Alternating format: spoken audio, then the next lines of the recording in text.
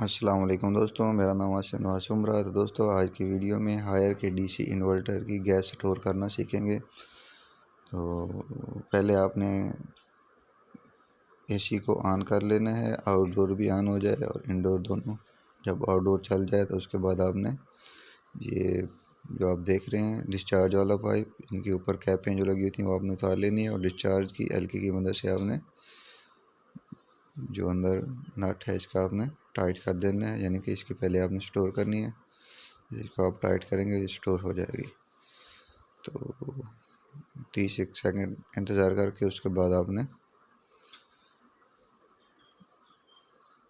Return pipe यानी कि section pipe की भी स्टोर कर लेनी है। बस जैसे ही टाइट करेंगे ये भी स्टोर हो जाएगी। बस सिंपल सी बात है। उम्मीद करता हूँ आपको समझ आ गई होगी। मिलते हैं नेक्स्ट वीडियो में, तब तक के लिए इजाज़त। अल्लाह हाफिज़।